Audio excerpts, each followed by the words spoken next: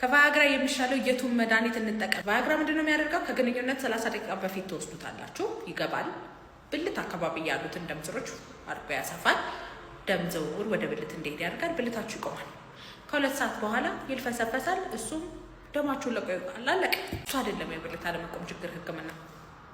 ከስር መሰረቱ ማውጣት ነው። የቴስቴስትሮን እጥረት፣ የቫይታሚን ዲ እጥረት፣ የፕሮላክቲን ብዛት፣ የታይሮይድ ሆርሞን እጥረት፣ የጡንቻ መሳሳት፣ የደም ስር መበላሸት፣ የነርቭ መበላሸት፣ ኮሌስትሮል፣ ስኳር፣ ደም ግፊት፣ እነዚህ ነገሮች በሙሉ ለብልት አለመቆም ችግር ምክንያቶች ናቸው።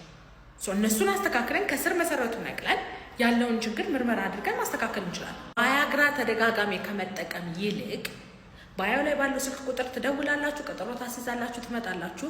እንደ አግባብነቱ ህክምና እንሰጣችኋለን። በሬ ሁል ጊዜ ክፍት ነው። ብልታችሁን ውስጥ ገብታችሁ ቢልፈሰፈስባችሁ ራሱ ከእሷ ቀድማችሁ ብትጨርሱ ራሱ ብልታችሁን አውጥታችሁ በእጃችሁ ማስጨረስ ትችላላችሁ። ብልትንና እጅን አንድ ላይ መጠቀም ሴት ልጅ ቶሎ ወደ እርካታ ደረጃ እንድትደርስ ያደርጋታል። እስቲ እሱን ሚስጥር ተጠቀሙበት እስቲ ወንዶች። ቢካዝ ቶሎ መጨረስን ቢኖርህ የብልት መልፈስፈስ ቢኖርህ ይህንን ሚስጥር ካወቅ ባለቤትህን ማርካት አያቅትህ። ይህን ነገር ተጠቀም ማለት ደግሞ ቶሎ መጨረስህን ወይም የብልት አለመቆም ችግርህን እንዳለ ተወው። እሷን ካስደሰት ከአንተ መታከም የለብህም ማለት አይደለም። የአንተ እርካታም ለግንኙነት ጊዜ በጣም በጣም መታከም አለበት። ስለዚህ ቶሎ መጨረስ ካለብህ፣ የብልት መልፈስፈስ ካለብህ መተህ ደም ስር ላይ፣ ነርቭ ላይ፣ ጡንቻ ላይ፣ ሆርሞን ላይ ያሉትን ችግሮች አይተን እንደ አግባብነቱ ህክምና እንሰጣለን። ግን ሚስትህ ደግሞ ምርር እስኪላት ድረስ መድረስ የለባትም። ስለዚህ እቺ ሚስጥር ያንተ ናት። ለቶሎ መጨረስና ለብልት አለመቆም ችግር ደግሞ መታከም ከፈለግ በሬ ሁል ጊዜ ክፍት ነው። ባዮ ላይ ባለው ስልክ ቁጥር ደውለህ ቀጠሮ ማስያዝ ትችላለህ። ባይ ባይ። ባለጌ ነሽ። እሺ ምን ይሆን ባልግናዬ?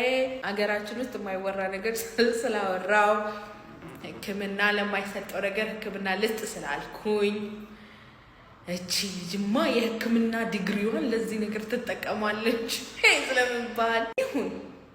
ከዛም በፊት ብዙ ነገር ተብያለሁ። ባይጤ አሳዳጊ የበደለች ተብያለሁ። ስዳደግ ተብያለሁ። እናትና አባት የለሽም ወይ ተብያለሁ። ብዙ ነገር ተብያለሁ። ምንም አይመስለኝም። ለማንኛውም ከፍቶ ከሆነ እንደዚህ አይነት ነገር ተፈጥሮ እንዴት ብዬ ላናግራት ብለህ ራስህ አፍረህ ተቀምጠህ ተሸማቀቅ ከሆነ እኔ እንደሆነ ማፈርም መሸማቀቅም የለብኝም። መታከም ከፈለግ ግን በላይ ክፍት ነው። ወዲያ ባለው ስልክ ቁጥር ቀጠሮ አስይዘህ መታከም ትችላለሽ። ባይ። ይሄ ቪዲዮ የስኳር ታማሚ፣ የግፊት ታማሚ ወይም ኮሌስትሮል በደማችሁ ውስጥ ከፍ ብሏል ተብላችሁ ከዚህ በፊት ቫያግራ እየወሰዳችሁ ጥሩ የብልት ዝግጁነት ኖራችሁ አሁን ግን ዝግጁነት እምቢ ላላችሁ ሰዎች ነው ማለት ነው። ቅድም የጠቀስኳቸው ተጓዳኝ ችግሮች በተለያየ ምክንያት የብልት ዝግጁነት ማጣታችሁን ሊያመጡት ይችላሉ። በዋነኝነት ግን ደም ስሩ ላይ ጉዳት ስለሚያመጡ የደም ስር የመለጠት ችግር በማምጣት የብልት መልፈስፈስ ችግር ያመጣሉ። ለዛም ደግሞ ቫያግራ በምትወስዱበት ጊዜ ጥሩ የሚባል የብልት ዝግጁነት እየኖራችሁ ከዚህ በፊት አሁን ላይ ግን የብልት ዝግጁነታችሁን ካጣችሁ እነዚህ ምክንያቶቹ ሊሆኑ ይችላሉ። አንደኛ የስኳር ቁጥጥራችሁ መጥፎ የሚባል ደረጃ ከሆነ የኢንዶቴሊያል ዳሜጁ በጣም ከፍ እያለ በሚመጣበት ጊዜ ቫያግራ እሱን ላያስተካክልላችሁ ይችላል።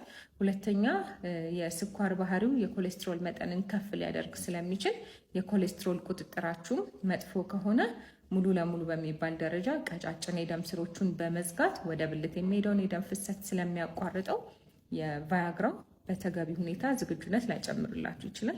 ሌላኛው የደም ስሮች ላይ ካለው ጉዳት በተጨማሪ በሰውነታችሁ ውስጥ ያለውን የቴስቴስትሮን መጠን ስለሚቀንሰው ወይም አንዳንድ ጊዜ ቴስቴስትሮንን ወደ ኤስትራዲያል ኮንቨርሽኑን ከፍ ስለሚያደርገው የብልት የመልፈስፈስ ችግር እንዲከሰት ሊያደርግባችሁ ይችላል። ሌላኛው ደግሞ ነርቮችን በመንካት ወይም ኒውሮፓቲ ዴቨሎፕ እንድታደርጉ በማድረግ የብልት የመልፈስፈስ ችግር አምጥቶባችሁ ሊሆን ስለሚችል ቫያግራን በምትወስዱበት ጊዜ በቂ የሚባል ዝግጁነትና ምላሽ ላይኖራችሁ ይችላል። ስለዚህ ቫያግራን እየወሰዳችሁ በቂ ምላሽና ዝግጁነት ማግኘት ካልቻላችሁ የህክምና አማራጮች አሉት። ስለዚህ መታከም ትችላላችሁ።